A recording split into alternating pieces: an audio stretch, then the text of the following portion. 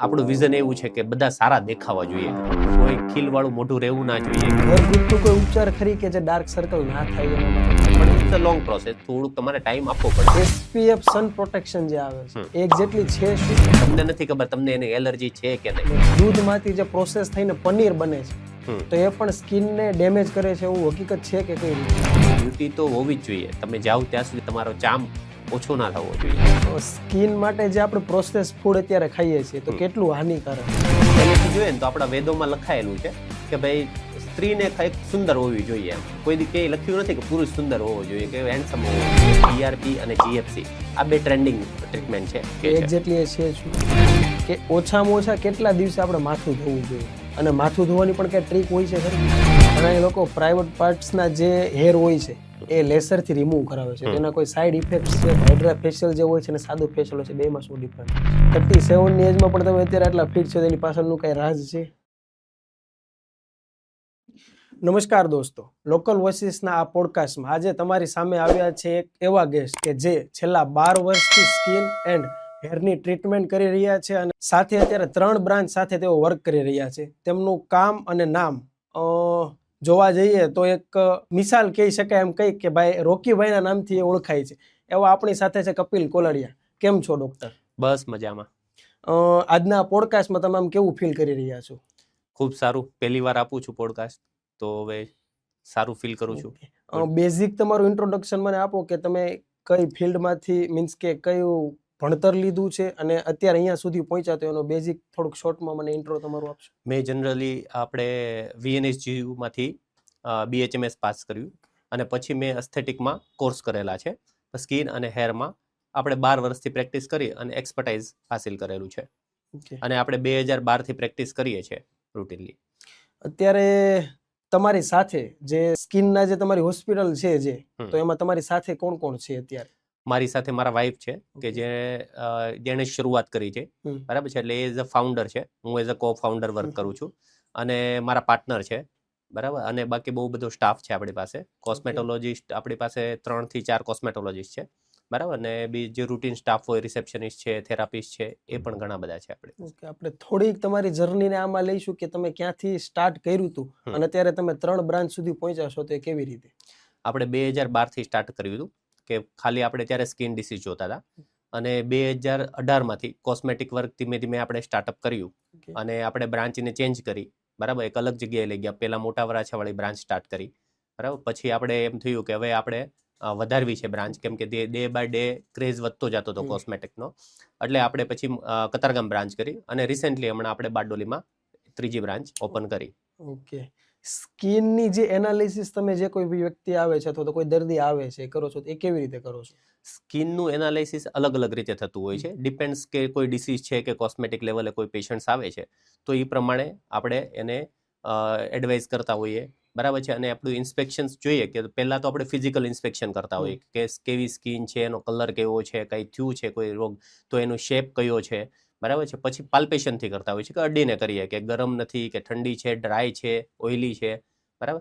પછી એના માટેના સ્પેશિયલ સ્કોપ આવતા હોય છે જેને ડર્માસ્કોપ કહીએ. એનાથી આપણે 50 થી 100 ગણું ઝૂમ કરીને જોઈ શકીએ છીએ સ્કિનમાં, બરાબર. એટલે ઉપરના જે લેયર્સ છે, સ્કિનના હેરના રૂટ્સ છે, બરાબર છે, એ બધું આપણે રૂટીનલી જોઈ શકતા હોઈએ છીએ. પ્લસ સ્કિન એનાલાઇઝર આવે છે ડિજિટલ કે જેનાથી મોઇશ્ચર કેટલું છે સ્કિનમાં, ડ્રાયનેસ કેટલી છે એ આપણે માપી શકતા હોઈએ છીએ. આની સિવાય પેચ ટેસ્ટ આવતા હોય છે એલર્જી માટે. પછી આપણે બાયોપ્સી કરતા હોઈએ સ્કિન આપણે કેન્સરના ડિસીઝ માટે. એમ અલગ અલગ રીતે આપણે એનું એનાલાઇસિસ કરતા હોઈએ. ઓકે. સ્કિનના જે પ્રોબ્લેમ્સ છે હાલની તારીખમાં અત્યારે જોઈએ તો મોસ્ટ ઓફ મેજોરિટી લોકોને બધાને છે. તો એ અવેરનેસ માટે અત્યારે લોકો એમ કહે છે કે ભાઈ સુગર ના ખાવું જોઈએ અથવા તો લાંબા ટાઈમે સુગરના પ્રોબ્લેમ આવે છે. તો સુગરને અને સ્કિનને કઈ રીતે લાગે વળગે? શુગર જોઈએ તો એ આપણે જોઈએ છે કે વ્હાઇટ પોઈઝન કહેવામાં આવે છે શુગરને, બરાબર છે. એટલે શુગર એ સ્કિન માટે એમ ખરાબ છે પણ અમુક વસ્તુમાં જોઈએ તો શુગર સારું પણ છે, કેમ કે શુગરમાં અમુક પ્રોપર્ટી રહેલી છે. લાઈક એ હાઇડ્રેશન પણ પ્રોવાઈડ કરે છે, બરાબર છે. તમારું એન્ટી એજિંગ રોકે છે. પણ એ ક્યારે કે જ્યારે એને એપ્લાય કરવામાં આવે શુગરને. પણ જ્યારે શુગર હાઈ લેવલમાં તમે ઓરલી લ્યો છો, બરાબર છે, ત્યારે એ થોડુંક ખતરનાક સાબિત થતું હોય છે સ્કિન માટે. કેમ કે જ્યારે શુગર લ્યો છો ત્યારે ગ્લાયકેશન થાય છે અને ગ્લાયકેશન્સના લીધે એ જે શુગરના જે આપણે મોલેક્યુલ્સ હોય છે તે આપણું ઇલાસ્ટિન અને કોલોજન હોય એની આરે બોન્ડિંગ કરી અને તમારું જે સ્કિનનું બેરિયર હોય છે એને ડેમેજ કરે છે. પ્લસ કે મેલેનિનનું પ્રોડક્શન્સ છે તો શુગરના લીધે મેલેનિનનું પ્રોડક્શન્સ વધી જતું હોય, એટલે કોઈ પણ ડાર્ક સ્પોટ હોય ને શુગર વધારે લેવામાં આવે તો વધી જાય. બીજું કે શુગર લેવાથી ઇન્સ્યુલિન લેવલ, જ્યારે શુગર લેવલ બ્લડમાં વધે છે ત્યારે હારોહાર ઇન્સ્યુલિન લેવલને વધારે છે. અને ઇન્સ્યુલિન લેવલ વધે એટલે તમારી સિબેસિયસ ગ્લેન્ડ હોય કે જે ઓઇલ સિક્રિશન્સ કરે છે એ એક્ટિવેટ થાય વધારે પડતી, એટલે ઓઇલ સિક્રિશન્સ વધે અને પછી ખીલ ને એવા ચાવાના ચાન્સીસ તમારા વધી જતા હોય. અને જો એવા કોઈ ડિસીઝ હોય છે કે ભાઈ ખીલ છે, એક્ઝિમા છે, સોરિયાસિસ, એમાં પણ વધારો કરતા હોય, એટલે શુગર આપણા માટે ખરાબ જ છે. આપણે જોઈએ ક્યાંક ને ક્યાંક હું એમ કહી શકું ભાઈ ખીલ માટે શુગર મેટર કરતું હોય છે. હા, ખાલી શુગર નહીં પણ ઘણું બધું મેટર કરતું, પણ શુગર ઇઝ શુગર વન એનો પાર્ટ છે. Yes. ઓકે, જે વચ્ચે તમે કીધું કે જે ડાર્ક સ્પોટ્સ આવે છે હમ. એ કેમ થાય છે, એનું બેઝિક જે કોઈ સ્ટ્રક્ચર કે શું કહેવાય, આપણે લોકોને અત્યારે ઘણા લોકોને થાય છે તો એના પાછળનું રીઝન શું હોય છે? ડાર્ક સ્પોટ થવાના ઘણા બધા રીઝન્સ હોય છે. પેલું મેઇન રીઝન્સ તો આપણું છે કે સન એક્સપોઝર. બરાબર છે કે ભાઈ સન એક્સપોઝર મોટા પ્રમાણમાં થયું ત્યારે આપણે ડાર્ક સ્પોટ થતો હોય. બરાબર છે કે ભાઈ આપણે સનબર્ન કહીએ કે ફોટો એજિંગ કહીએ. બરાબર છે, તો એના લીધે આપણું સ્કિન ડેમેજ થતી હોય છે. સનના UVA અને UVB રેઝ આવતા હોય છે એના લીધે થતી હોય છે. આના સિવાય કોઈ પણ હોર્મોનલ ચેન્જીસ થતા હોય તો એના લીધે પણ ડાર્ક પિગમેન્ટેશન્સ આવતા હોય છે. લાઈક જોઈએ તો લેડીઝમાં મોસ્ટ ઓફ હોર્મોનલ ચેન્જીસ થતા હોય છે. બરાબર છે, પ્રેગ્નન્સી સમયે. બરાબર છે, પછી કોઈ કોન્ટ્રાસેપ્ટિવ પિલ્સ લેતું હોય ત્યારે થતા હોય, અથવા તો મેનોપોઝ આવતું હોય છે ફિમેલમાં ત્યારે પણ હોર્મોનલ ચેન્જીસ થતા હોય છે, જેના લીધે હાઇપર પિગમેન્ટેશન્સ થતું હોય છે. અને આપણે કોઈ પણ કટ્સ વાગ્યો હોય છે, બરાબર છે, કોઈ પણ ડિસીઝ હોય છે, એવા ચિકન પોક્સ છે કે મિઝલ્સ છે, તો એને પણ ડાઘ છોડી દેતા હોય છે. એ બધા વસ્તુમાં થતું એવું હોય છે કે ભાઈ મેલેનિન છે તેનું પ્રોડક્શન્સ વધુ પડતું થઈ જતું હોય છે અને મેલેનિન પછી ત્યાંથી છૂટા પડી શકતા નથી અને તે ડાઘ છોડીને જતા રહે છે. ઓકે, હવે કોઈ ડાર્ક સ્પોટ્સ પર હું પ્રોસેસ કરાવું છું કોઈ બી ક્લિનિક અથવા ડોક્ટર પાસે, તો એ પાછા આવી જાય છે, તો એનું શું રીઝન હોય છે? ડાર્ક સ્પોટ પાછા આવવાનું મેઇન રીઝન્સ તો એ હોય છે કે આપણે કેર નથી કરતા, કે ટ્રીટમેન્ટ લીધા પછી જતા તો રહ્યા પણ એની રૂટીન કેર કરવી જરૂરી છે. જેમ કે આપણે જોઈએ તો ભાઈ સ્કિન કીધું એમ સનથી ડેમેજ થાય છે તો સનસ્ક્રીન તમારે લગાવવું જોઈએ, પણ આપણે સનસ્ક્રીન નથી લગાવતા તો પાછા આવવાના ચાન્સીસ વધી જતા હોય છે. પ્લસ અમુક ડિસીઝ મેં કીધું એમ કે હોર્મોનલ બેઝ હોય છે. બરાબર છે, અને એના લીધે પિગમેન્ટેશન થતું હોય, તો જે હોર્મોનલ બેઝ પિગમેન્ટેશન થતું હોય છે તો એમાં જ્યારે હોર્મોન ચેન્જીસ થાય છે પાછા, બરાબર છે, કેમ કે હોર્મોન્સ તમારા સેમ નથી રહેવાના. લાઈક ફિમેલમાં મોસ્ટ ઓફ જોવા મળે, મેલમાં તો આપણે હોર્મોન બહુ ઓછા ચેન્જીસ થતા હોય, પણ ફિમેલમાં વધારે પડતા જોવા મળતા હોય છે હોર્મોન ચેન્જીસ. તો હોર્મોન જ્યારે ચેન્જીસ થાય છે તો પાછા આપવાના ચાન્સીસ રહેતા હોય છે. બરાબર છે, અથવા તમે કોઈ પણ પ્રકારની કેર નથી કરતા છે, બરાબર છે, તમે સ્કિનને ખરાબ કરો છો તો પાછા ડાઘ આવવાના છે. અથવા કોઈ પણ પ્રકારનું નવી તમને ઇન્જરી થઈ છે કે નવા કોઈ ઇરપ્શન્સ થયા છે, કોઈ નવા એકને ઊભા થયા છે, તો એ ડાઘ છોડીને જતા હોય છે પાછા. બાકી જે જૂના છે એ તો જતા જ રહી છે. ઓકે, હવે આજે તમે આમાં કીધું મોઇશ્ચરાઇઝર અને સનસ્ક્રીન, તો એ મોઇશ્ચરાઇઝર છે, સનસ્ક્રીન છે, ફેસ વોશ છે, આ શા માટે જરૂરી છે અને આના એડવાન્ટેજ અથવા ડિસએડવાન્ટેજ તમે કહી શકો છો કે ભાઈ આ કેટલી હદે કામની વસ્તુ છે? ઓકે, જો પહેલા આપણે ફેસ વોશની વાત કરીએ તો એના એડવાન્ટેજ પણ છે પણ ડિસએડવાન્ટેજ બહુ ઓછા છે. એડવાન્ટેજ વધારે છે બધી વસ્તુના. તો ફેસ વોશ આપણે મોસ્ટ ઓફ ક્લિનિંગ એક એજન્ટ્સ તરીકે વપરાય છે, એટલે કે આપણે ક્લીન કરવા માટે વાપરતા હોઈએ છીએ. એટલે આપણા જે સ્કિન ઉપર જે રોજની ડર્ટ ભેગી થાય છે, ઓઇલ ભેગું થતું હોય છે, તો એને ક્લીન કરે છે. પણ જે ફેસ વોશ છે એ તમારે રાઈટ વાપરવું પડે, તમારે સ્કિન ટાઈપ પ્રમાણે વાપરવું પડે છે. બરાબર છે, પ્લસ એ જે ફેસ વોશ વાપરીએ છીએ એ ફેસ વોશ વાપર્યા પછી તમે બીજી કોઈ પણ વસ્તુ વાપરી શકો છો. એટલે એક એમ કહેવાય કે એક પ્રાઇમરી એજન્ટ તરીકે કામ કરે છે ફેસ વોશ. બરાબર છે, અને ફેસ વોશના ડિસએડવાન્ટેજમાં જોઈએ તો કહેવાય મેજર ડિસએડવાન્ટેજ નથી, પણ તમે જો રાઈટ ચોઇસનું ફેસ વોશ નથી વાપરતા, બરાબર છે, તો પ્રોબ્લેમ્સ આવતા હોય છે. લાઈક તમારી ઓઇલી સ્કિન છે, બરાબર છે, અને તમે ફેસ વોશ સાદું વાપરો છો તો તમારી સ્કિન ઓઇલી જ રહેવાની છે, એ જવાની નથી. પણ તમારી ડ્રાય સ્કિન છે અને તમે ઓઇલી સ્કિન વાળું ફેસ વોશ વાપરો છો તો તમારી સ્કિનને વધારે ડ્રાય કરી દેશે. એની સિવાય કે ભાઈ અત્યારે માર્કેટમાં બહુ બધા ફેસ વોશ આવે છે, બરાબર છે, તો કોઈ કેમિકલ વાળું ફ્રેગ્રન્સ વાળું ફેસ વોશ છે અથવા આલ્કોહોલ બેઝ છે, તો એ તમારી સ્કિનમાં ઇરિટેશન્સ કરી શકે છે, ઇન્ફ્લામેશન લાવી શકે છે, કોઈ નાના આપણે કહીએ છીએ બમ્પ્સ આવે છે ફેસ પર, તો એ એટલા એના ડિસએડવાન્ટેજ છે. મોઇશ્ચરાઇઝરની વાત કરીએ તો મોઇશ્ચરાઇઝરનું મેઇન કામ છે. વચ્ચે તમને અટકાવું, એમાં જે તમે કીધું ફેસ વોશ જે છે તો એ મારે કોઈ જગ્યાએથી હું પરચેઝ કરું છું તો મારે જાતે જોવું હોય કે હમ. ભાઈ આ મારા માટે કામની વસ્તુ છે કે નહીં, તો હમ. એ હું કેવી રીતે જોઈ શકું? જનરલી કેવું હોય કે એમાં ઇન્ગ્રીડિયન્ટ્સ જોવાના હોય છે, Okay. બરાબર છે. લાઈક ઓઇલી ફેસ હોય તો સેલિસિલિક એસિડ વાળું સનસ્ક્રીન સોરી ફેસ વોશ આપણે વધારે ઇમ્પોર્ટન્ટ હોય છે, બરાબર છે. તો જ્યારે પણ આપણે યુઝ કરતા હોઈએ છીએ ફેસ વોશ, બરાબર છે, તો એના કન્ટેન્ટ વધારે જોવા જરૂરી છે, બરાબર છે. એ કન્ટેન્ટ જોયા પછી તમે, પણ હું એવું સજેસ્ટ કરીશ કે તમે કોઈ પણ તમારા સ્કિન ડોક્ટરને હમ. જોયા પછી બતાવ્યા પછી તમે સનસ્ક્રીન અથવા ફેસ વોશ અથવા મોઇશ્ચરાઇઝર તમે યુઝ કરો. કોઈ પણ પ્રોડક્ટ તમે ડાયરેક્ટ પરચેસ કરો છો એને કરતાં બેટર છે કે તમે કોઈ પણ એક્સપર્ટની સલાહ લઈ અને પછી તમે એને ચોઈસ કરો. ઓકે, હવે મોઇશ્ચરાઇઝર વિશે તમારું શું કહેવું છે? મોઇશ્ચરાઇઝર વિશે આપણે કેવું છે એવું છે કે ભાઈ મોઇશ્ચરાઇઝરનો મેઇન આપણે એડવાન્ટેજ જોઈએ તો એક તમારી સ્કિનને એક મોઇશ્ચર પૂરું પાડે છે, એટલે તમારી સ્કિન ડ્રાય નથી રહેતી. પ્લસ ઓઇલી સ્કિન માટે પણ મોઇશ્ચરાઇઝર અલગ અલગ ટાઈપના આવતા હોય છે, એટલે તમારા ઓઇલ સિક્રેશન્સને એ કંટ્રોલ કરે છે. એટલે મોઇશ્ચરાઇઝર બહુ ઇમ્પોર્ટન્ટ છે, બરાબર. પ્લસ એક સ્કિન ઉપર એક બેરિયર બનાવે છે, એટલે તમારી સ્કિનને ડેમેજ થતું અટકાવે છે, બરાબર. એટલે મોઇશ્ચરાઇઝર ઇમ્પોર્ટન્ટ છે. પણ કીધું એમ કે ફ્રેગ્રન્સ છે કોઈ પણ પ્રકારની, બરાબર છે, આલ્કોહોલ બેઝ છે, એ મોઇશ્ચરાઇઝર તમે જ્યારે યુઝ કરો છો, બરાબર છે, તો તમને સેન્સિટિવિટી એના પ્રત્યે હોય તો તમારી સ્કિનમાં ઇરિટેશન્સ કે એવા થવાના ચાન્સીસ રહેતા હોય. સનસ્ક્રીન જે છે એ શા માટે યુઝ કરવું જોઈએ આપણે રૂટીન લાઈફમાં? ઓકે, સનસ્ક્રીન છે એના બહુ બધા રોલ છે, બરાબર. સનસ્ક્રીનનો મેઇન રોલ તો આપણને ખબર જ છે કે એ પ્રોટેક્શન્સ આપે છે સન એક્સપોઝર સામે, બરાબર. સનમાંથી આવતા યુવીએ અને યુવીબી રેઝ સામે એ પ્રોટેક્શન્સ લેયર એક તૈયાર કરે છે, બરાબર. પ્લસ સનસ્ક્રીન યુઝ કરવાથી તમારું પિગમેન્ટેશન્સ છે, કોઈ પણ પિગમેન્ટેશન્સ તમારા ફેસ પર છે તો એ વધતું નથી, બરાબર. સનસ્ક્રીનના લીધે તમારી એજિંગ પ્રોસેસ પાછળ જતી જાય છે, એટલે કે જે એજિંગ આપણે ફ્રેકલ્સ દેખાય છે કે ભાઈ કોઈ વ્રિંકલ્સ દેખાય છે તો એ ડીલે થતા હોય છે, બરાબર. એટલે લોંગ ટાઈમ માટે જો તમે સનસ્ક્રીનનો ઉપયોગ રાખો તો ઘણા બધા ફાયદાઓ છે એમના, બરાબર. ઓકે, આપણે કોઈ બી ફેસ વોશ કરીએ કોઈ ફેસ વોશથી પછી મોઇશ્ચરાઇઝર લગાવવાનું અને એના પર સનસ્ક્રીન લગાવવાનું. ઓકે, આ એક પ્રકારની પ્રોસેસ ઘરે આપણે કહી શકીએ, પણ આ બધી પ્રોસેસ પાછળ આપણે 10 થી 15 મિનિટ લઈ શકીએ એટલું કહી શકીએ આપણે. પણ હા. લોકો એટલું નથી દેતા પોતાની સ્કિન માટે, તો એના વિશે તમારું શું કહેવું છે? જો અત્યારે આપણું એમ કહીએ ને કે આપણો ફેસ આપણી માટે બહુ ઇમ્પોર્ટન્ટ છે, આપણું બોડી આપણી માટે બહુ ઇમ્પોર્ટન્ટ છે, બરાબર છે. એટલે આપણે જ્યારે પણ મેઇન પાર્ટ આપણો બોડીનો છે તે મેઇન એક્સપોઝર થાય છે તે સ્કિન થતું હોય છે. કોઈ પણ સન લઈ લો કે ડર્ટ લઈ લો કે કોઈ પણ પોલ્યુશન્સ લઈ લો તો પહેલું તમારી સ્કિન ડેમેજ થતી હોય અને હેર ડેમેજ થતા હોય છે, બરાબર. એટલે સ્કિનને આપણે પ્રોટેક્ટ કરવું બહુ ઇમ્પોર્ટન્ટ છે. એટલે આ વસ્તુ યુઝ કરવાથી તમારી સ્કિન સારી રહેશે, પ્લસ ડિસીઝ થવાના ચાન્સીસ ઘટી જશે. કોઈ પણ પિમ્પલ્સ થતા હોય છે તો એ પણ ઘણા હદ સુધી કંટ્રોલ થઈ જશે તમે ખાલી રૂટીન કેર કરો છો એનાથી. એટલે આ 3 વસ્તુ યુઝ કરવું એ તમારું બેઝિક છે.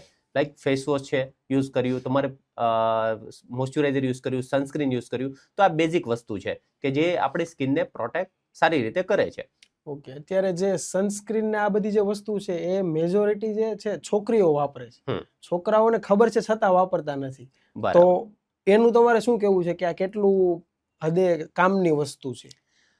જો છોકરાઓ માટે બહુ ખાસ કામની વસ્તુ છે, બરાબર છે. કે જનરલી આપણે જોઈએ છીએ કે આપણે કોલેજ જતા હોઈએ કે બાઇક પર જતા હોઈએ ત્યારે છોકરાઓ કોઈ ફેસ પર કોઈ વસ્તુ બાંધતા નથી, જ્યારે ફિમેલ છે તે બધું બાંધીને રખડે છે. અને આમ પહેલેથી જોઈએ ને તો આપણા વેદોમાં લખાયેલું છે કે ભાઈ સ્ત્રીને કંઈક સુંદર હોવી જોઈએ, એમ કોઈ ક્યાંય લખ્યું નથી કે પુરુષ સુંદર હોવો જોઈએ કે હેન્ડસમ હોવો જોઈએ, બરાબર છે. પણ હવેનો જમાનો બદલાઈ ગયો છે કે હવે ભાઈ બોયઝ પણ હવે અત્યારે હેન્ડસમ દેખાવું બહુ જરૂરી થઈ ગયું છે અત્યારે. એટલે આપણે અત્યારે બોયઝને પણ અત્યારે બધું યુઝ કરવું જોઈએ અને ધીરે ધીરે સમય બદલાતો જાય છે અને બોયઝ પણ વાપરતા જાય છે હવે ધીમે ધીમે. એવું નથી કે હવે એ લોકો યુઝ નથી કરતા, બરાબર છે. પણ વધારે પ્રમાણ છોકરીઓમાં રહે છે, કેમ કે છોકરીઓ ચાહે છે કે એ પોતે સુંદર દેખાય એટલે એના ચહેરાને સારો રાખવા માટે યુઝ કરતી હોય. ઓછામાં ઓછો કેટલો ટાઈમ એવો હોય છે કે જે આપણે સ્કિન માટે ડોક્ટરને મળવું જોઈએ? સ્કિન માટે આપણે અલગ અલગ ટાઈમ હોય છે, કેમ કે તમારે કઈ ટ્રીટમેન્ટ ચાલુ છે ડિપેન્ડ્સ એની ઉપર હોય છે. લાઈક કોઈ નથી ટ્રીટમેન્ટ ચાલુ, તમે રૂટીનલી ચેકઅપ માટે જાઓ છો તો 6 to 12 મંથ એટલે કે 6 મહિના અથવા 12 મહિને એકવાર બતાવવું જોઈએ તમારા જે ડર્મેટોલોજી કોસ્મેટોલોજીસ્ટ જેને બતાવતા હોય. પછી કોઈ પણ ડિસીઝ છે લાઈક એકને લઈ લો, એકને પકડીને ચાલો, તો એકને માટે તમારે દર મહિને એકવાર તમારા ડોક્ટરને મળવું જોઈએ, બરાબર છે, જ્યાં સુધી એકનેની ટ્રીટમેન્ટ પૂરી ના થાય ત્યાં સુધી. પછી તમારે લાઈક કોઈ બીજી ટ્રીટમેન્ટ ચાલુ છે, કોઈ કેમિકલ ટ્રીટમેન્ટ ચાલુ છે, કોઈ લેસર ટ્રીટમેન્ટ ચાલુ છે, તો એના માટે પણ તમારે મંથલી અથવા 1.5 મહિને વધુમાં વધુ એકવાર તમારા ડોક્ટરને કન્સલ્ટ તમારે કરવું જોઈએ. કોઈ સ્કિન ડિસીઝ છે તો પણ મંથલી આપણે જનરલી રૂટીન ચેકઅપ આપણે કરતા હોઈએ છીએ. સ્કિન માટે જે આપણે પ્રોસેસ ફૂડ અત્યારે ખાઈએ છીએ તો કેટલું હાનિકારક છે? એ તો આપણને ખબર જ છે કે પ્રોસેસ ફૂડ એ છે અત્યારે આપણી આખી બોડી માટે હાનિકારક છે. પણ આપણે સ્કિનની વાત કરીએ છીએ તો સ્કિન માટે કહી દઈએ કે ભાઈ કોઈ પણ પ્રોસેસ ફૂડ હોય ને એની ગ્લાયસેમિક ઇન્ડેક્સ એ બહુ હાઈ હોય છે. એટલે કે જેમાં શુગરનું લેવલ હોય ને એ હાઈ હોય કોઈ પણ પ્રોસેસ ફૂડમાં. એટલે જ્યારે શુગરનું લેવલ હાઈ હોય છે ત્યારે મેં કીધું એમ શુગર જ્યારે બોડીમાં અંદર જાય છે ત્યારે ઇન્સ્યુલિન લેવલ વધારે છે અને સેબેસિયસ ગ્લેન્ડને એક્ટિવેટ કરે છે. એટલે જે આપણે જે ઓઇલ સિક્રેશન કરતી જે ગ્રંથિ છે એને વધારે એક્ટિવેટ કરે છે અને ઓઇલનું પ્રમાણ વધતું જાય છે એમાં, બરાબર છે. અને એના લીધે બધા ડિસીઝ અલગ અલગ થતા હોય છે. મેઇન તો આપણે એકને બ્રસ્ટ આઉટ થતા હોય એના લીધે, ઓઇલ સિક્રેશન્સના લીધે.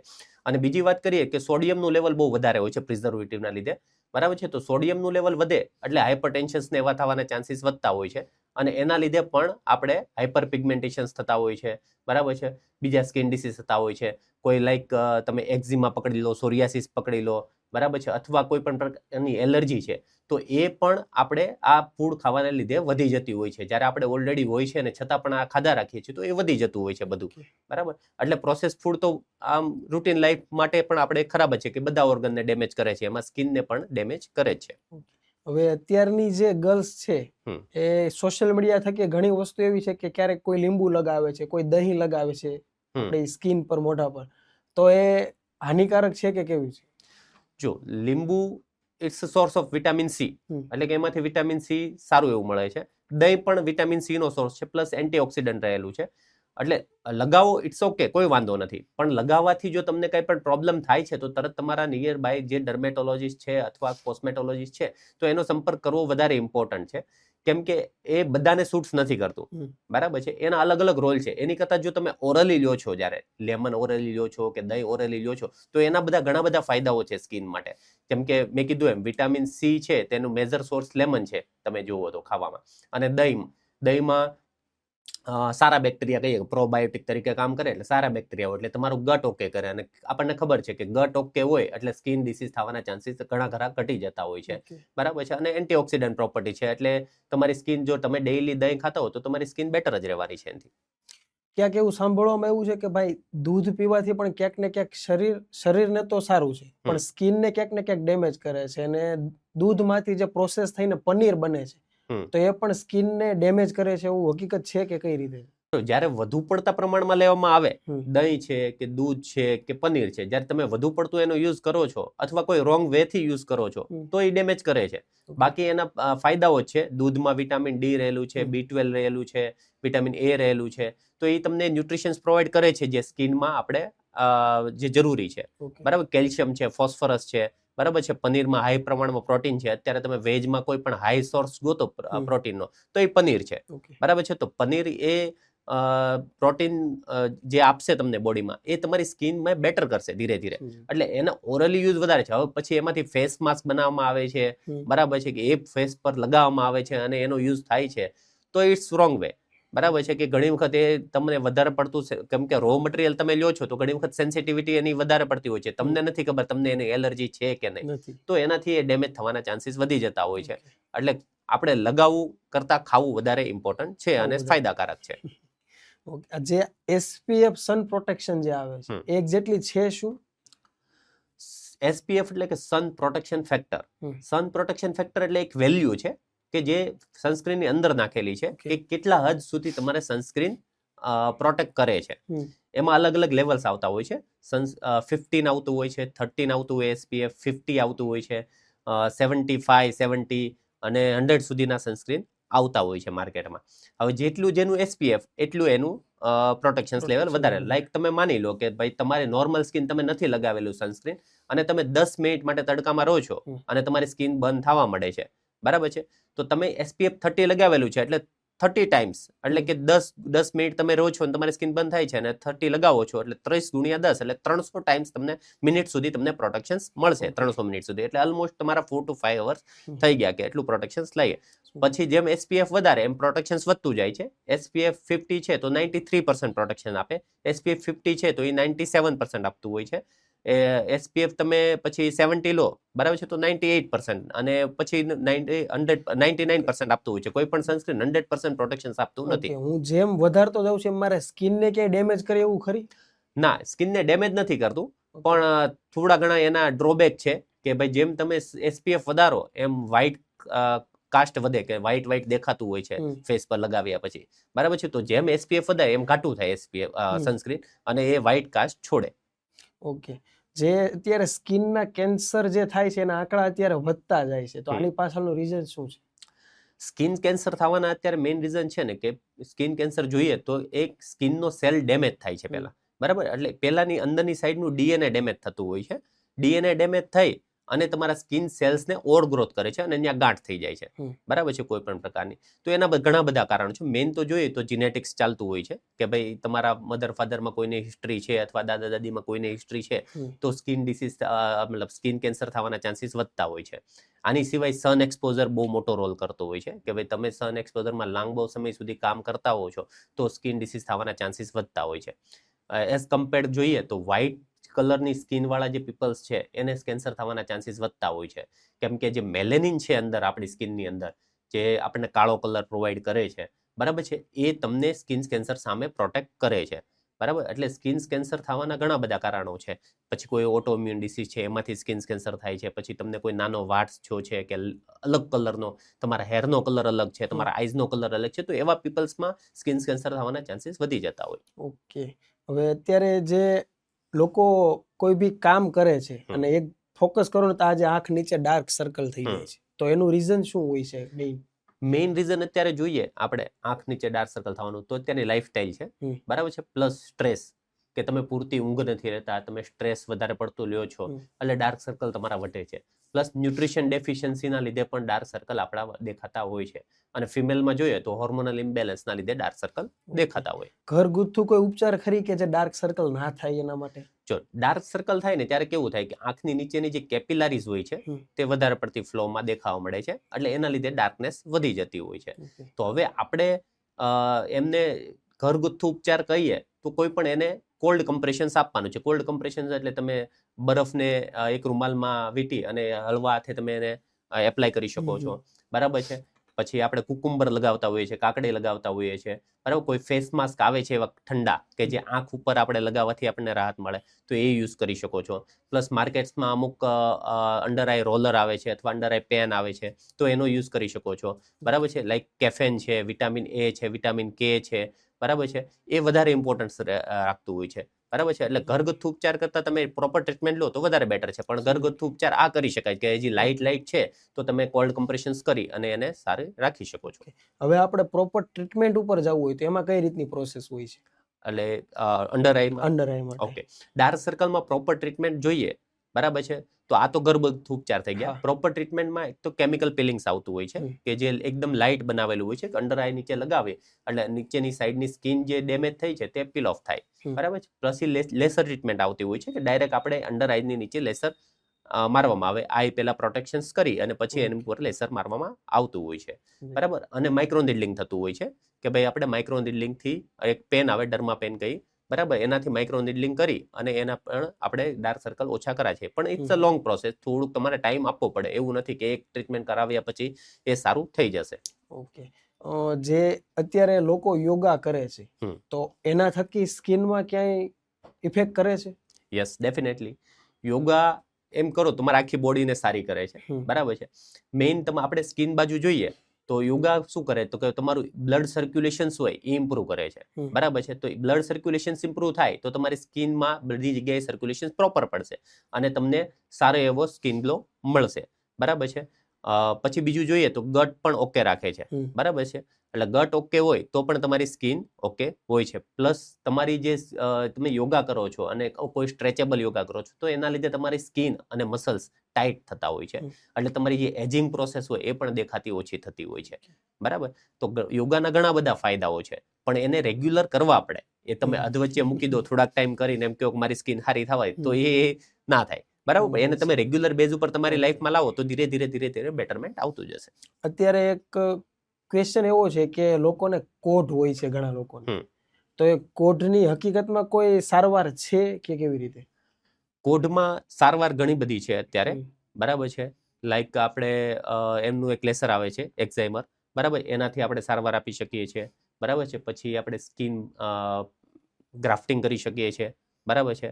પંચ બાયોપ્સી કરી અને સ્કિન ગ્રાફ્ટિંગ કરી અને પછી એના મેલેનિન ખાલી એને શિફ્ટિંગ કરી અને પણ કરી શકીએ છીએ, બરાબર છે. તો એ વેમાં આપણે ટ્રીટમેન્ટ કરી શકીએ. પ્લસ અમુક મેડિસિન્સ આપણી પાસે અવેલેબલ એવી છે કે જે એમને પ્રોપર ટ્રીટ કરી શકે છે.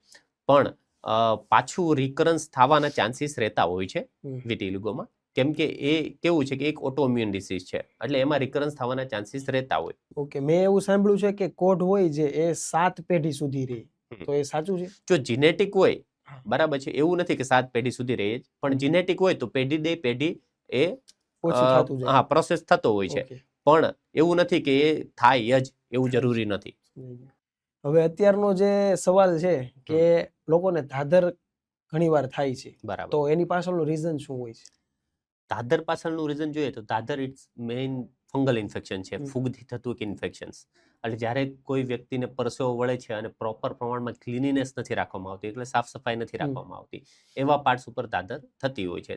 જનરલી આપણે જોઈએ તો નીચેના આપણે પાર્ટ્સમાં, પ્રાઇવેટ પાર્ટ્સની આજુબાજુ ધાધર થવાના ચાન્સ વધારે, કેમ કે આપણે ત્યાં કેવું કે એ પાર્ટ્સ આપણો પેક રહેતો હોય છે, પ્લસ પરસેવો વળતો હોય છે, પણ આપણે ત્યાં લૂછી નથી શકતા વારંવાર, તો એવા પાર્ટ્સમાં આપણે ધાધર થવાના ચાન્સીસ રહેતા હોય છે. અને મેઇન એનું કારણ તો અત્યારનું કેવું છે કે આપણે જે ફૂડ્સ લઈએ છીએ, ડાયટ બેલેન્સ નથી કરતા, એક્સરસાઇઝ નથી કરતા, બરાબર છે, એના લીધે જે ફંગલ ઇન્ફેક્શન થવાના ચાન્સીસ રહે છે તે વધતા જતા હોય છે. પ્લસ એ એક પર્સનમાંથી બીજા પર્સનમાં પણ ફોરવર્ડ થતું હોય ફંગલ ઇન્ફેક્શન્સ. ઓકે, એ થાય આ રીતે તમે કીધું, પણ જો એ થઈ ગયું તો એના પછી શું આપણે કરી શકીએ? એની કોઈ દવા હોય છે કે કેવું હોય? હા, ધાધરમાં આપણે કેવું હોય કે એન્ટી ફંગલનો આખો કોર્સ આવતો હોય છે, કે એન્ટી ફંગલનો તમારે લોંગ કોર્સ કરવો પડે છે. એવું નથી કે એક મહિનામાં કે 1.5 મહિનામાં કે સારું થઈ જશે. હા, જતી રહેશે, પણ એ પાછું આવવાના ચાન્સીસ રહે, એટલે એનો કોર્સ આખો કમ્પ્લીટ કરવો જરૂરી છે, બરાબર છે. એનો કોર્સ થોડોક લાંબો ચાલતો હોય છે. એ લાંબો કોર્સ કરો એટલે ફંગલના બધા પણ જે ફંગસ છે એ બધા મરી જાય, અને પછી તમને આવવાના ચાન્સીસ વધારે ઓછા થઈ જતા હોય છે. અને પ્લસ અમે એડવાઇસ આપતા હોય છે ક્લીનીનેસ માટેની, કે વોશ કઈ રીતના કરવું, કપડાં કઈ રીતના વોશ કરવા તમારા, તો એ તમે બધું ફોલો કરો તો ધીમે ધીમે કરતા ફંગલ ઇન્ફેક્શન તમારું કમ્પ્લીટલી નીલ થઈ જતું હોય. ઓકે, જે ચોરિયાસિસ જે હોય છે એ શું હોય છે અને એના માટે આપણે શું કરી શકીએ? સોરિયાસિસ એક એમ ગણો તો એક સ્કિન ડિસીઝ છે, કે એક તમારી સરફેસ છે, સ્કિન સરફેસ ઉપર એક એવું અલગ ટાઈપનું અલગ ટાઈપની સ્કિન બની જાય છે, ગ્રોથ અલગ ટાઈપનો થાય છે, કે જેમાં સિલ્વર ટાઈપ આપણે કેવું હોય, સિલ્વર શાઇનિંગ હોય, એ ટાઈપની આખી સપાટી તમારી બની જતી હોય છે. અને સોરિયાસિસ એક ઓટોઇમ્યુન ડિસીઝ છે, કે કોઈના પણ ક્યારે પણ થઈ શકે, એમાં કોઈ નક્કી ના હોય એના રીઝન. પણ આપણે આજની લાઈફસ્ટાઈલ કંઈક ને કંઈક આપણે એનું કારણ છે, કોઈ પણ ફેક્ટર એનું લઈ શકાય આપણે. અને સોરિયાસિસ છે એની ટ્રીટમેન્ટ બહુ લાંબી ચાલતી હોય છે, અને સોરિયાસિસની જો ટ્રીટમેન્ટ ના કરવામાં આવે તો એ પછી બોડીના બીજા પાર્ટ્સમાં પણ ઉતરતો હોય છે, જેમ કે આપણા હાડકામાં સોરિયાસિસ ઉતરતો હોય છે, અંદર વાળની અંદર પણ સોરિયાસિસ થઈ શકે છે, બરાબર છે. અને હાડકામાં ઉતર્યા પછી એ સોરિયાસિસ અઘરો હોય છે થોડોક ટ્રીટ કરવો. ઓકે, રેગ્યુલર લાઈફમાં આપણે સ્કિન માટે શું શું કાળજી રાખી શકીએ, કે બહાર શું લગાવવાથી અને અંદર શું ખાઈએ આપણે જે શરીરની અંદર જાય છે, આ બે ફેક્ટર મને કહો કે ભાઈ શું રેગ્યુલર આપણે કાળજી રાખવી જોઈએ. જો તમારી સ્કિન તમારે સારી રાખવી છે તો તમારે જે રૂટીન છે સ્કિન કેર એ રેગ્યુલર કરવાની છે. પહેલા તમારે એક સારું એવું તમને જે તમારી સ્કિનને બેટર બનાવે એવું ફેસ વોશ યુઝ કરવાનું છે, અથવા ક્લિન્ઝર યુઝ કરો. બીજું કે મોઇશ્ચરાઇઝર યુઝ કરો સારું, કે જે તમારી સ્કિનના ટાઈપ પ્રમાણે સૂટ થતું હોય. ઓઇલી સ્કિન છે તો એ પ્રમાણેનું મોઇશ્ચરાઇઝર યુઝ કરો, ડ્રાય સ્કિન છે તો એ પ્રમાણેનું મોઇશ્ચરાઇઝર યુઝ કરો. પછી તમારા કોઈ સમર છે તો એ પ્રમાણેનું મોઇશ્ચરાઇઝર, વિન્ટર છે તો એ પ્રમાણેનું મોઇશ્ચરાઇઝર યુઝ કરવું હોય. સનસ્ક્રીન છે, સનસ્ક્રીન તો કેવું હોય છે જનરલી બધા વેધરમાં ચાલતું હોય છે, બરાબર છે. તો સનસ્ક્રીન પ્રોપર પ્રમાણમાં અને પ્રોપર વેમાં લગાવો, પ્રોપર SPF સાથે. પ્લસ તમે એક નાઇટ એક્સફોલિએશન ક્રીમ પણ વાપરી શકો છો, બરાબર છે, કે જે તમારું રોજ જે ડર્ટ ભેગું થાય છે એ રિમૂવ કરી શકે. એટલે આ તમે પ્રોપર કેર કરો તો તમારી સ્કિન સારી રહેવાની છે. પ્લસ આપણે બીજી વાત કરીએ તો બેલેન્સ ડાયટ લો, બરાબર છે, થોડું ડાયટિંગ કરો, બરાબર છે, થોડું એન્ટીઓક્સિડન્ટ વાળા ફ્રૂટ્સ રોજ ટુ રોજ તમારા ડેઇલી રૂટીન્સમાં નાખો, બરાબર, વોટર વધારે એમાં પીવો, કયા પાણી કયા વધારે ફ્રૂટ્સ પીવો. હું લઈ શકું? ફ્રૂટ્સ મેઇનલી આપણે સાઇટ્રિક ફ્રૂટ્સ સજેસ્ટ કરતા હોઈએ છીએ. બરાબર, ખાટા ફ્રૂટ જેને કહીએ, પાઇનેપલ છે, ઓરેન્જ છે, બરાબર છે, સ્ટ્રોબેરી છે, એવા ખાટા ફ્રૂટ્સ લેવાથી એન્ટીઓક્સિડન્ટ એમાં પ્રોપર્ટી વધારે હોય એટલે સ્કિન તમારી વધારે બેટર થતી હોય છે. બરાબર, અને પાણી વધારે પીવું બહુ જરૂરી છે સ્કિન માટે, તો એ તમારી skin day to day detox થાય. પ્લસ થોડુંક સવારનો કુમળો તડકો લેવો પણ સ્કિન માટે બહુ જરૂરી છે, એમાં વિટામિન ડી હોય છે. પ્લસ કે તમારો જે સ્વેટિંગ થાય, બરાબર, એક્સરસાઇઝ કરો કે સવારે થોડો તડકો લો, એમાં સ્વેટિંગ થાય, એના લીધે તમારા સ્કિનના પોર્સ હોય એ બધું ક્લીનીનેસ કરતા હોય છે, અંદરથી બધી ગંદકી સાફ કરતા હોય છે સ્વેટ દ્વારા. બરાબર છે, તો પરસેવો વળવો પણ ખૂબ જરૂરી છે. જે રેગ્યુલર એસીમાં રહેતો હોય છે એની સ્કિન ડ્રાય થવાના ચાન્સીસ વધી જતા હોય છે અને સ્કિન ડિસીઝ થવાના ચાન્સ વધતા હોય છે. હું જીમ જઈ શકું? હા, જે તમે જીમ જઈ કીધું શકો પ્રમાણે. ડેફિનેટલી. ઓકે, એના જે યોગામાં જે કીધું આપણે કે એના થકી કોઈ બી પ્લસ પોઈન્ટ છે, તો એવી રીતે જીમમાં કોઈ પ્લસ પોઈન્ટ છે સ્કિન માટે?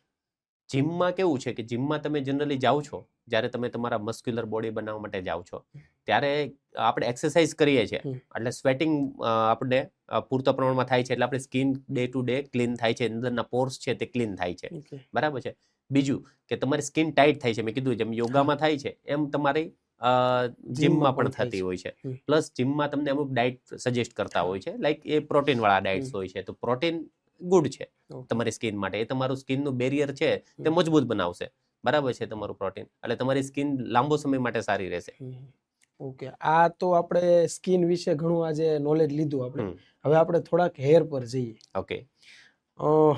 નાની ઉંમરમાં પણ લોકોને અત્યારે વાળ ખરી જાય છે, તો એની પાછળનું રીઝન શું હોય છે? નાની ઉંમરમાં વાળ ખરવા એની પાછળ મેઇન તમારું રીઝન જુઓ તો જીનેટિક્સ હોય છે, કે ભાઈ મમ્મી પપ્પામાં છે, બરાબર છે, આગળથી ચાલ્યું આવે છે, બરાબર. તો છોકરાને નાની ઉંમરમાં 20 વર્ષે કે 23 વર્ષે વાળ આછા થવા મળે ધીમે ધીમે, અને ધીમે ધીમે કરતા 25-26 વર્ષનો થાય ત્યાં ઘણી ખરી ટાલ પડી ગઈ હોય છે. બરાબર છે, તો એ મેઇન એનું કારણ જીનેટિક્સ હોય છે. પછી બીજા ઘણા રોગ આવતા હોય એવા, લાઈક એલોપેસી એરેટા, એટલે આપણે ઉંદરી કહીએ. બરાબર છે, તો ઉંદરી કોઈને પણ થઈ શકે. બરાબર છે, અને ઉંદરી થાય એટલે એક સ્પેસિફિક પાર્ટ્સમાંથી હેરફોલ તમારો થઈ જતો હોય છે. પછી આપણે વાત કરીએ તો એન્ડ્રોજેનિક એલોપેસિયા છે. બરાબર છે, તો ફાધરમાં હોય તો એ પાછું છોકરામાં આવવાના ચાન્સીસ વધી જતા હોય છે. પછી કોઈ બાળક, નાનું બાળક છે જે જન્મ્યું છે કોઈ પણ કન્ડિશન, મેડિકલ કન્ડિશન્સ સાથે, કોઈ ઓટોમ્યુન ડિસીઝ છે, અથવા શુગર હાઈ લેવલ લઈને જન્મ્યું છે, અથવા હાઇપરટેન્શન છે કોઈને નાની ઉંમરમાં, તો એને પણ ચાન્સીસ રહેતા હોય. પ્લસ કોઈ નાની ઉંમરમાં કોઈને કેન્સર થાય છે તો કેમોથેરાપીના લીધે પણ હેરફોલ થઈ શકે. ઓકે, એ જે હેર પાછળની જે ટ્રીટમેન્ટ હોય છે કે નવા હેર આપણે પેલા કરીએ, તો એ કેટલી હદે સક્સેસ છે અને કેવી રીતે તમે કરો છો? જો હેરની ટ્રીટમેન્ટ છે એ અલગ અલગ રીતે થતી હોય. બરાબર છે, એક તો ખાલી જ્યારે હેરફોલ થતું હોય ત્યારે આપણે ખાલી મેડિસિન આપી અને હેરને આપણે બચાવતા હોઈએ છીએ હેરફોલ થતા માટે. અને હેરફોલ જેટલો જલ્દી અટકે એટલું તમારું માટે સારું છે, કે એટલું તમારે ટાલ પડવાના કેવા ચાન્સીસ ઘટી જતા હોય છે.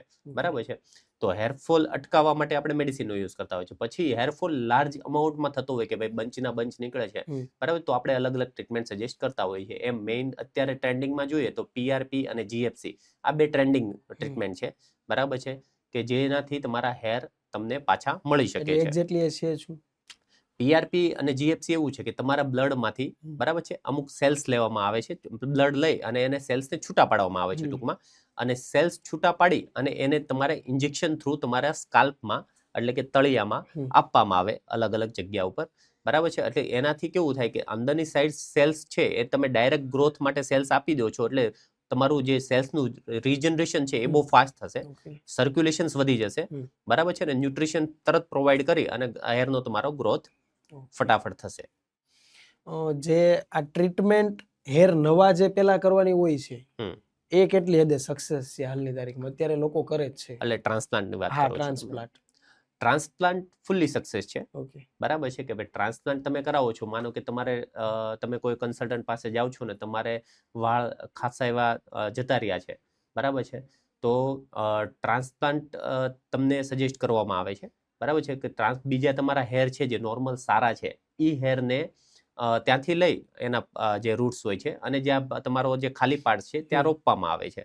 બરાબર છે, એમાં પણ અલગ અલગ મેથડો આવતી હોય છે. બરાબર, એ ટ્રાન્સપ્લાન્ટ તમે કરો છો એટલે હેર તમારા ડેફિનેટલી આવે છે. પણ પાછું એની પાછળ ધ્યાન રાખવું બહુ જરૂરી છે કે તમારી હેર કેર કરવી બહુ ઇમ્પોર્ટન્ટ છે. તમે હેર કેર પ્રોપર પ્રમાણમાં કરશો તો એ હેર તમારા લાંબો સમય માટે ટકી રહેશે, બાકી એ પણ હેર ફોલ થવાના ચાન્સીસ રહેતા હોય. એક વખત હું ટ્રાન્સપ્લાન્ટ કરાવી દઉં છું ત્યાર પછી કેવી કેવી મારે તકેદારી રાખવી જોઈએ? ટ્રાન્સપ્લાન્ટ કરાવ્યા પછી જનરલી આપણે જે હેર રૂટીન કેર કરતા હોઈએ છીએ હમ. એ તો તમારે રાખવી જ પડે છે. પ્લસ જે આપણે કહીએ છીએ કે PRP GFC, હા. જનરલી એ તમારે 3 to 6 મંથે એક PRP GFC લઈ લેવું જોઈએ હમ. As per suggestions. હમ. બરાબર છે, કેમ કે એ લેવાથી તમારા હેર ફોલિંગ ઘણા ખરા અટકી જતા હોય છે, અથવા તમને ન્યુટ્રિશન ડેફિશિયન્સી હોય છે, બરાબર છે, તો તમે પ્રોપર બેલેન્સ ડાયટ લઈ લો, બરાબર છે, તો એ પણ ઇમ્પોર્ટન્ટ છે. તમે પાણી વધારે પીવો, સ્લીપ વધારે લો, જે મારા સ્ટ્રેસના લીધે પણ હેર ખરતા હોય ઘણાના, તો સ્ટ્રેસ તમારો ઘટાડો કોઈ પણ લીધે, બરાબર, મેડિટેશન્સ કરો, બરાબર છે, તો એ બધી ધ્યાન રાખવી પડતી. પ્લસ તમારે ટ્રાન્સપ્લાન્ટ કરાવ્યા પછી તરત તો તમને ઇન્સ્ટ્રક્શન આપવામાં આવતી હોય છે કઈ રીતના હેર વોશ કરવા, આ તે બધું, બરાબર છે. હેર સ્ટાઇલ જે આપણે સ્ટાઇલિંગ કરતા હોઈએ છીએ, બરાબર છે, લાઈક જેલ લગાવીએ છીએ, બરાબર છે, તો એ આપણે ઓછું કરવું જોઈએ, બરાબર, કેમ કે એ હેરને કંઈક ને કંઈક અંશે આપણને ડેમેજ કરતું હોય છે. આજે ટ્રાન્સપ્લાન્ટ કર્યું એના માટે કે તમે જનરલ લોકો નહીં, માટે જનરલ લોકો માટે કહીએ છીએ, અને ટ્રાન્સપ્લાન્ટ માટે પણ સેમ જ વસ્તુ છે. હમ. હેર કેર કરવી ઇમ્પોર્ટન્ટ છે, હમ. એટલે રૂટીન હેર કેર બધાને કરવી જોઈએ, બરાબર છે. જનરલ પબ્લિકને કરો તો પણ લઈએ, અને હેર ટ્રાન્સપ્લાન્ટ કરેલા હેરને કરવી. પણ હેર ટ્રાન્સપ્લાન્ટ વાળામાં જે મેં કીધું એમ PRP GFC, PRP અથવા GFC, બરાબર, રેગ્યુલર લે તો વધારે સારું રહે. અને અમુક મેડિકેશન્સ છે, લાઈક અમુક ન્યુટ્રાસ્યુટિકલ્સ ટેબ્લેટ્સ આવે છે જે મલ્ટીવિટામિન્સની એની, એ રેગ્યુલર લે તો વધારે ઇમ્પોર્ટન્ટ હોય છે. Okay. ગરમ પાણીથી બધા નાઈ છે તો માથું ધોવું એના માટે કેવું, એના માટે શું તમારું કેવું છે? ગરમ પાણીથી આપણે માથું ધોઈએ છીએ હા, તો એ કેટલી હદે ગરમ સારું છે? પાણી એ તમે નોર્મલ ગરમ લો છો, ઉફાળું ગરમ કહીએ આપણે, એટલું લો તો કોઈ ઇશ્યુ નથી. પણ જ્યારે તમે વધારે પડતું ગરમ પાણી લ્યો છો તો એ હેરને ડેમેજ કરે છે, બરાબર છે, કે હેરની બહારનું જે શેફ્ટ હોય છે એને ડેમેજ કરે છે, એટલે તમારો હેર છે તે વીક પડી જાય છે. પ્લસ બીજું કે અંદર સાઈડ સ્કાલ્પ હોય છે જે, બરાબર છે, એનું ઓઇલ સિક્રેશન્સ ઘટે છે, બરાબર, એટલે સ્કાલ્પ ડ્રાય પડે છે, એટલે હેરફોલ પાછા એના લીધે પણ વધી જતા હોય છે, બરાબર. એટલે આ જે ગરમ પાણી લઈએ છે એના લીધે ઘણું બધું હેરને નુકસાન થતું હોય. જીમમાં જાય છે જ્યારે જે સ્ટીમ બાથ જે લે છે તો એના થકી હેરને અથવા તો સ્કિનને કઈ ઇશ્યુ આવે છે? સ્કિન માટે બેટર છે સ્ટીમ બાથ, વીકલી તમે વન્સ લો, ઇટ્સ ઓકે, પણ હેરને તમારે કવર કરવા જોઈએ ડેફિનેટલી, કેમ કે હેરમાં મેં કીધું એમ કે ભાઈ વધુ પડતું જ્યારે ગરમ થઈ જાય છે હેર, બરાબર છે, તો એમાં ડ્રાયનેસ આવી જશે. ડ્રાયનેસ આવશે એટલે હેર ફોલિંગ તમારું ઓટોમેટિકલી વધી જવાનું. સ્કિન માટે કેવી રીતે કામની વસ્તુ છે? સ્કિન માટે એવી છે કે એ જે તમે જ્યારે અંદર જાઓ છો તો એ સ્વેટિંગ કરશે, બરાબર છે, તમારા બોડી ઉપર સ્વેટિંગ આવશે, એટલે તમારા પોર્સ છે એ ક્લીન થાય છે. એટલે તમે વીકલી એકવાર તમારા બોડીના પોર્સને તમે ક્લીન કરો છો એટલે એના માટે બેનિફિટ છે.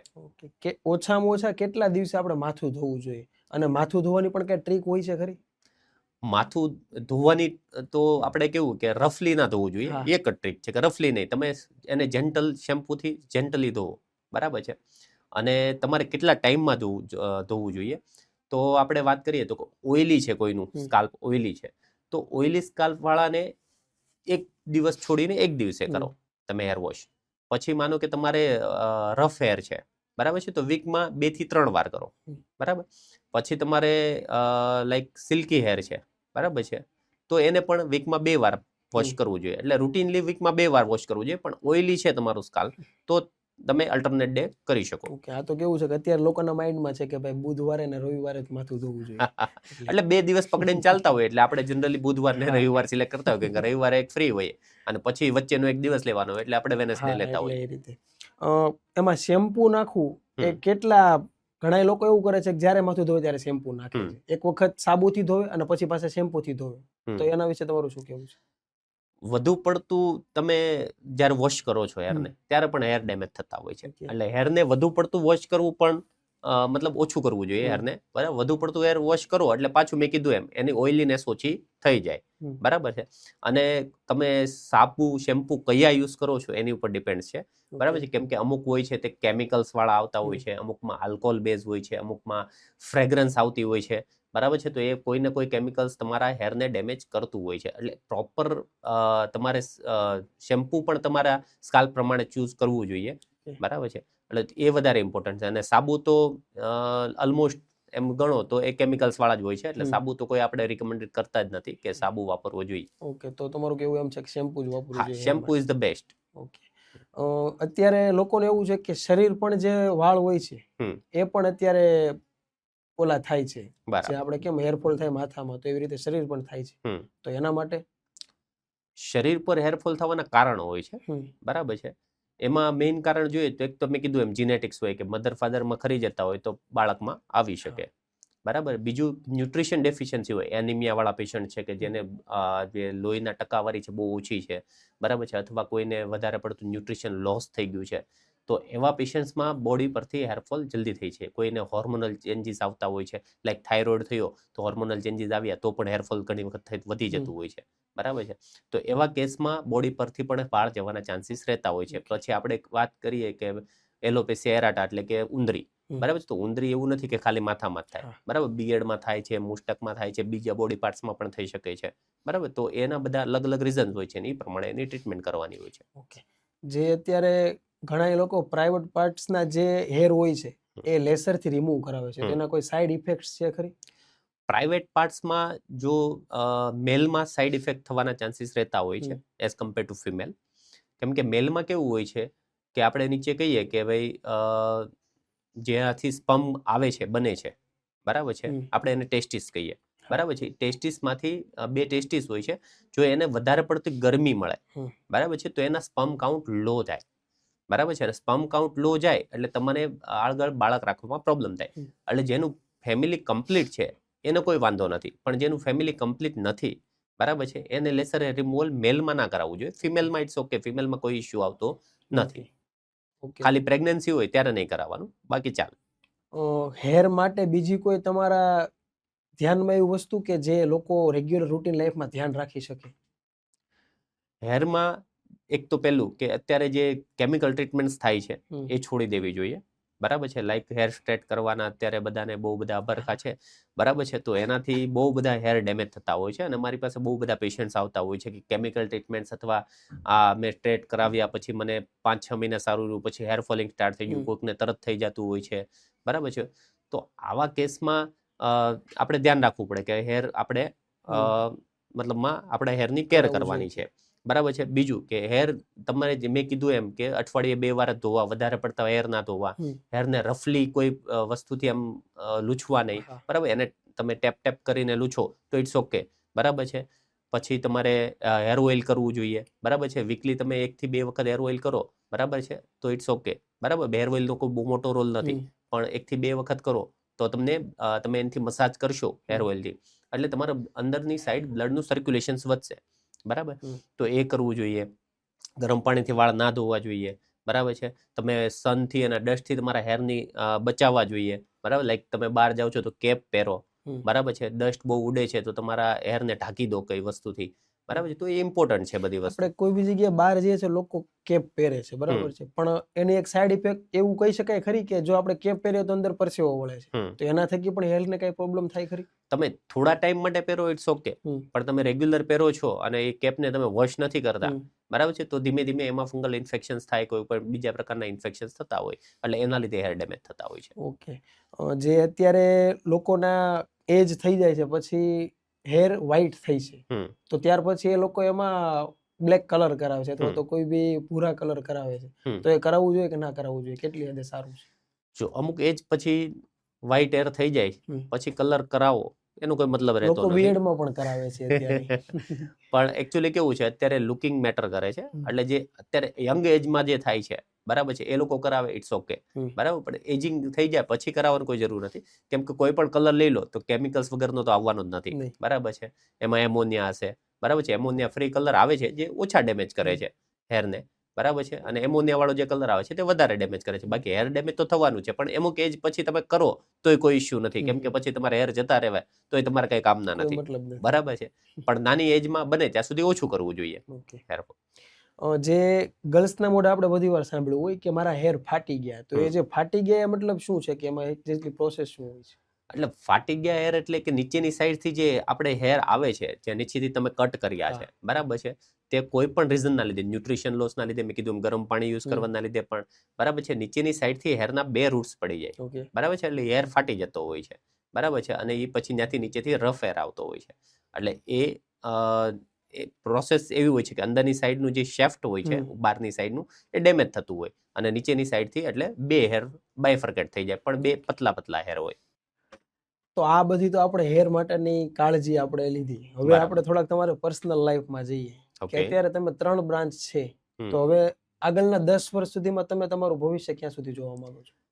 અત્યારે આપણી પાસે 3 બ્રાન્ચ છે હમ. અને ભવિષ્યમાં આપણે એવું વિચાર્યું છે હમ. કે આપણે ગુજરાતના જે મેજર સિટી છે હમ. મોટા મોટા તે બધી જગ્યાએ આપણે એક બ્રાન્ચ હોવી જોઈએ. ઓકે. પ્લસ ધીરે ધીરે આપણે ઇન્ડિયાના પણ મેજર સિટી છે લાઈક દિલ્હી છે, બોમ્બે છે, ચેન્નઈ છે, તો ત્યાં પણ આપણા એક બ્રાન્ચ હોવી જોઈએ.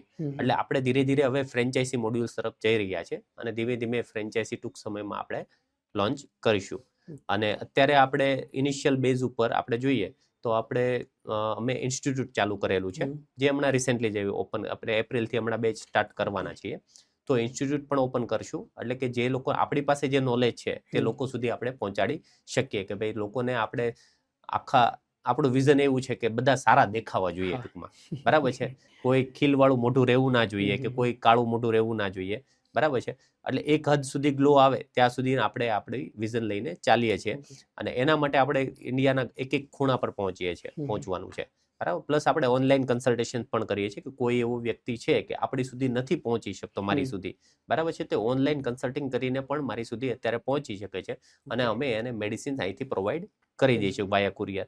બરાબર છે. પછી અમુક એમાં ફોરેનના પેશન્ટ્સ પણ છે. બરાબર છે કે ભાઈ લંડનના છે, જર્મનીના છે, એ પેશન્ટ્સ પણ મારી પાસે ટ્રીટમેન્ટ લેવા આવતા હોય છે. જ્યારે પણ એ 1 થી 2 વર્ષે આવે છે ત્યારે મારી પાસે રૂટીન ચેકઅપ કરાવી જાય છે. બાકી જે ચેન્જ કરવાનું હોય છે તે અમે ઓનલાઈન કન્સલ્ટ કરી અને ચેન્જ કરી અને એમને મોકલી આપતા હોઈએ છીએ. કોઈ બી પર્સન હોય ને અત્યારે કોઈ બી આઈડિયલ હોય છે, તો તમારું કોઈ છે એવું? આઈડિયલમાં જોઈએ એમ તો ઘણા બધા છે બિઝનેસમેનમાં. બરાબર છે. લાઈક આપણા સવજીભાઈ ધોળકિયા છે. બરાબર છે. એ આપણા આઈડિયલ છે. પ્લસ નાની ઉંમરમાં જોઈએ તો અત્યારે ટ્રાયાએ એમ જોઈએ કે બહુ મોટું માર્કેટ કવર કર્યું હેર રિલેટેડ. બરાબર છે. તો એક આપણું આઈડિયલ છે કે ભાઈ એણે એક ઓનલાઈન પ્લેટફોર્મ આખું ઊભું કરી દીધું હેર ઉપર. બરાબર છે. તો આપણે પણ એવું ઓનલાઈન પ્લેટફોર્મ આપણે એવું ઊભું કરવા માંગીએ છીએ. બરાબર છે. એટલે એ આપણો મારો આઈડિયલ છે કે ભાઈ એણે ઊભું કર્યું તો પણ એ આપણે ભલે હેરમાં ના કરી શકીએ તો આપણે સ્કિનમાં પણ કોઈ બેટર વેમાં આપણે કરીએ. ઓકે. તમે સ્ટાર્ટિંગમાં એવું કીધું કે તમારી અત્યારે સાથે જે 3 બ્રાન્ચ છે એમાં તમારા વાઇફ પણ છે સાથે, તો એનો કઈ રીતે રોલ હોય છે અત્યારે?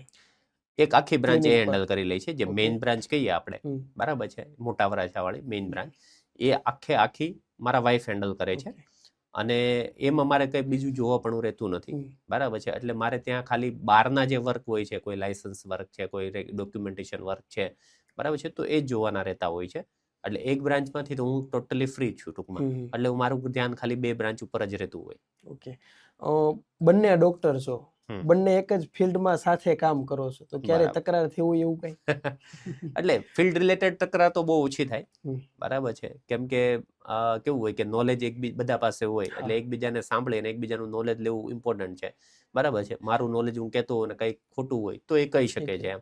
અને એને કઈ મતલબ નોલેજમાં અટવાતી હોય તો હું કહી શકું છું. એટલે એ બાબતે તો ફ્રીલી છે. બાકી હસબન્ડ વાઈફ હોય એટલે તકરાર તો થવાની છે થોડી ઘણી. આ તો શું છે કે બંને એક જ ફિલ્ડમાં છે, એક જ ક્લિનિક પર કામ કરે છે, તો ક્યાંક બાર પ્રસંગમાં જવાનું આ તે બીજું કે હોય તો એ બધું ના એવું જનરલી એવું તો નથી બનતું કેમ કે સ્ટાફ એટલો ટ્રેન છે હવે અમારી પાસે કે બધું હેન્ડલ કરી લે છે. એટલે અમે કદાચ ના હોઈએ તો પણ અમારા પેશન્ટ હેન્ડલ થઈ જતા હોય છે. ઓકે. આ 3 બ્રાન્ચ સુધી તમે જે પહોંચ્યા તો એની પાછળનો મેઇન રોલ તમે કોને કહી શકો?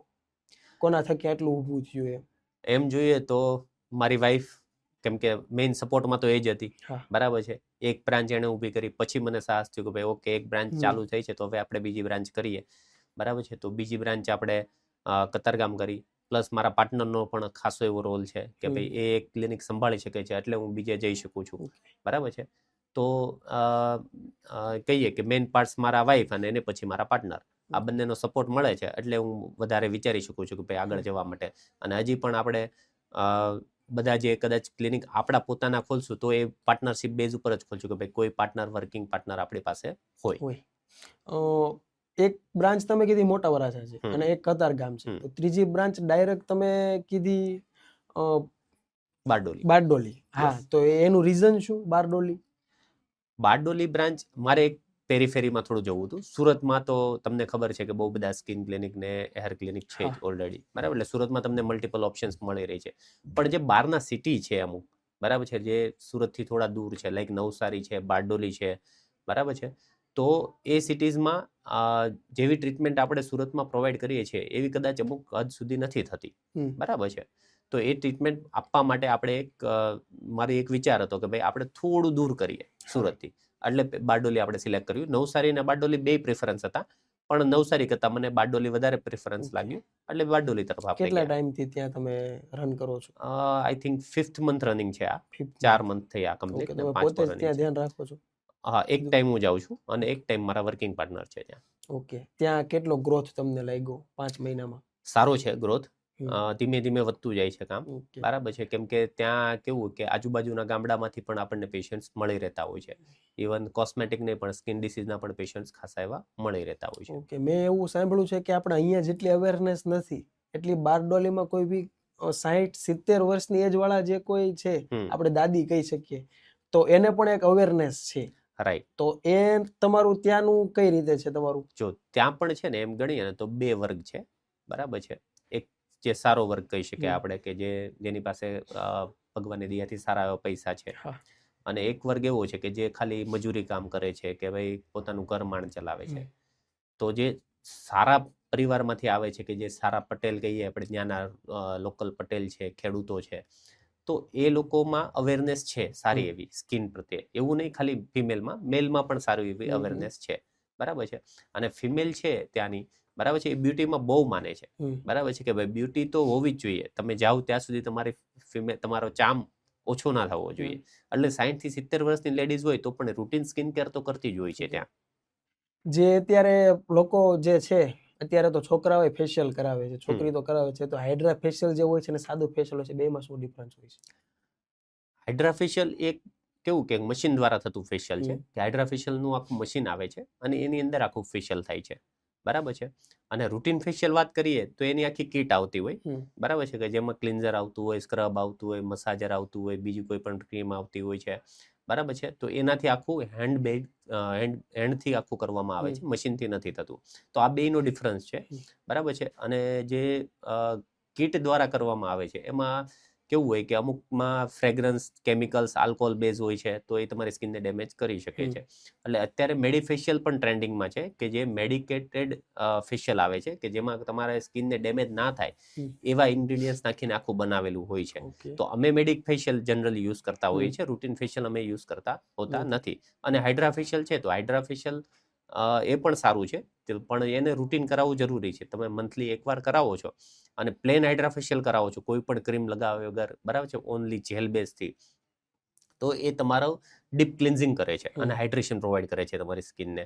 તો તમારી સ્કિન ધીરે ધીરે બેટર થતી જાય છે, બરાબર. એટલે હાઇડ્રા ફેશિયલનો રોલ પણ સારો એવો છે, બરાબર છે. અને અત્યારે માર્કેટમાં ટ્રેન્ડિંગમાં હાઇડ્રા ફેશિયલ સારું એવું ચાલે છે. ઓકે, રૂટીન લાઈફમાં અત્યારે લોકો દર મહિને કરાવે છે, તો એ ક્યાંય હાનિકારક ખરી? ના, એ ખાલી કેવું કે ક્લિનિંગ પ્રોસેસ છે, કીધું એમ, કે તમે ફેસ વોશ કરો છો તો સુપરફિશિયલ તમારો વોશ થાય છે, અથવા વધુ થોડું અંદર સુધી ડીપ ક્લિન્ઝિંગ થતું છે. પણ એકદમ ડીપલી તમારા પોર્સ ક્લીન કરવા છે, બરાબર છે, તો તમે હાઇડ્રા ફેશિયલની મદદથી તમે કરી શકો છો, કે એકદમ ડીપ સાથે તમારું ક્લિનિંગ થતું હોય છે, પોર્સ પણ આખા ક્લીન થઈ જતા હોય છે. અને રૂટીન મંથલી કરાવવાનો રોલ્સ એ છે કે ભાઈ બધું એક સાથે નથી નીકળી જવાનું, બરાબર છે, એક પ્રોસિજરમાં નથી નીકળવાનું. એટલે તમે રૂટીનલી મંથલી કરાવો છો તો નવા પણ જે પણ ડટ ભેગું થયું હશે એ પણ નીકળશે, અને જૂનું પણ હશે એ પણ સાથે સાથે નીકળતું જાય છે. તો તમે એક લોંગ પ્રોસેસમાં ચાલો છો, જેમ રૂટીન સ્કિન કેરમાં ચાલો છો એમ. શરૂઆતમાં મંથલી કરાવો, પછી તમે 2 મહિને કરી નાખો, 3 મહિને કરી નાખો, બરાબર છે, એ રીતના પછી ચાલે. એજ વિશે તમે કીધું, તો તમારી અત્યારે એજ શું છે? મારી એજ અત્યારે હમણાં 37. ઓકે, 37માં પણ તમે અત્યારે આટલા ફિટ છો? હા, 37 ની એજમાં પણ તમે અત્યારે આટલા ફિટ છો, તેની પાછળનું કઈ રાજ છે? બસ આજ કે રૂટીન સ્કિન કેર, જીમિંગ કરું છું, બરાબર છે, એક્સરસાઇઝ કરું છું રેગ્યુલર, ડાયટિંગ કરું છું, બેલેન્સ ડાયટ લઉં છું, બરાબર છે. તો એ બધું ઇમ્પોર્ટન્ટ છે આજના જમાના પ્રમાણે, બરાબર છે. કેમ કે આપણે ફાસ્ટ ફૂડ કઈ નહીં કઈ તો થોડાક દિવસે થોડુંક તો ખવાવાનું છે, બરાબર છે. તો એક્સરસાઇઝ અને થોડુંક ડાયટિંગ કરવું ઇમ્પોર્ટન્ટ છે, તો કે તમારી બોડી સારી રહે, બરાબર. અને રૂટીન સ્કિન કેર અને હેર કેર કરો એટલે તમારું જે લુક છે તે પ્રોપર રહેશે લાંબા સમય આ સુધી. બધું અત્યારે તમે મેનેજ કરો છો, સાથે 3 બ્રાન્ચ મેનેજ કરો છો, તો એ કેવી રીતે કરો છો? થોડુંક આપણે એમ કહી શકીએ. જો જનરલી બધા પાસે ટાઈમ હોય જ છે. હમ. કોઈ એમ કે મારી પાસે ટાઈમ નથી 15 મિનિટનો હોય, બરાબર છે, તો એ માણસ ખાલી ગધા મજૂરી કરે છે, હમ. બરાબર છે. કેમ કે તમે તમારી બોડીને 15 મિનિટનો ટાઈમ નથી આપી શકતા સવારે ને સાંજે, હમ. બરાબર છે, તો તમે ધંધો શું કામ કરો છો? હા, બરાબર છે. કેમ કે પહેલું આપણું બોડી હોવું જોઈએ, પછી આપણો ધંધો. બોડી સારું હોય તો ધંધો રહે, હમ. બરાબર છે. અને રૂટીન સ્કિન કેર તમારે કદાચ 15 મિનિટ તમને ટાઈમ નથી મળતો, 15 મિનિટ વહેલા ઉઠો, હા. બરાબર છે. તમારી પાસે ચોઈસ છે જ કે 15 મિનિટ તમે વહેલું અલાર્મ મૂકે ને 15 મિનિટ વહેલા ઉઠો, હમ. બરાબર છે. પ્લસ જીમિંગ ને એવું જરૂરી નથી કે મોર્નિંગમાં જ કરવું, તમે હમ. ઇવનિંગમાં પણ જીમિંગ કરી શકો છો, બરાબર. એટલે ચોઈસ તમારી પાસે બહુ બધી છે, ખાલી તમારે મનથી માનવાનું છે કે ભાઈ મારે કરવું છે, બરાબર. ઓકે, તો આજે આપણે ઘણું નોલેજ લીધું, તો તમે દર્શકોને શું એવી ટિપ્સ આપવા માંગો છો જે સ્કિન માટે ને હેર માટે કામની છે? ટિપ્સમાં તો એક જ વસ્તુ છે કે તમારી સ્કિન અને હેર બહુ ઇમ્પોર્ટન્ટ રોલ કરે છે અત્યારે. અને અત્યારે નાની જનરેશન છે, જે એજ હજી નાની છે, હજી કોલેજમાં છે, એને ખાસ ટિપ્સ છે કે તમારી હેર અને સ્કિનને અત્યારથી કેર કરો. અત્યારથી કેર કરશો તો એક ડેફિનેટલી બહુ સારી રહેશે અને ધીમે ધીમે બેટર થતી જશે હજી પણ, બરાબર છે. એટલે રૂટીન અત્યારથી તમે કેર કરો, કેમ કે એકનેના મેઇન પ્રોબ્લેમ જોવા મળે છે તો આ એજમાં જ જોવા મળે છે, તમારી એજમાં જ, બરાબર છે. તો તમે એનું રૂટીન કેર કરશો તો એકને પણ ઘટશે, તમારા ફેસ પર કોઈ સ્પોટ નહીં આવે, એક ચામ રહેશે તમારા ફેસ પર. એટલે જ્યારે પણ તમે કોઈ પર્સનને મળશો અથવા ઇન્ટરવ્યૂ દેવા જશો તો તમારો ફેસ પહેલાં એમને દેખાતો હોય છે, તો એના પરથી એ જજ કરતો હોય છે. તો એ વેરી ઇમ્પોર્ટન્ટ છે. એટલે તમારા હેર અને સ્કિન સારા હોવા બહુ ઇમ્પોર્ટન્ટ છે અત્યારના જમાનામાં, બહુ જ ઇમ્પોર્ટન્ટ છે. તો દર્શકો, આજના પોડકાસ્ટમાં આપણે સ્કિન વિશે, હેર વિશે ઘણું બધું શીખ્યા. કેવી રીતે એની કાળજી રાખવી જોઈએ, શું શું કરવું જોઈએ, શું નહીં, બધી વસ્તુ આપણે આજે શીખ્યા છીએ. તો આજના આ પોડકાસ્ટ માટે હું પહેલાં તો ડૉક્ટર સાહેબનો ધન્યવાદ માનું છું કે જે આપણા પોડકાસ્ટમાં આવ્યા અને દર્શકોને આટલું માર્ગદર્શન આપ્યું. તો કપિલભાઈ, તમારો ખૂબ ખૂબ આભાર કે તમે મારા પોડકાસ્ટમાં આવ્યા અને અમારા દર્શકોને આટલું નોલેજ આપ્યું, એ બદલ તમારો આભાર. Always welcome.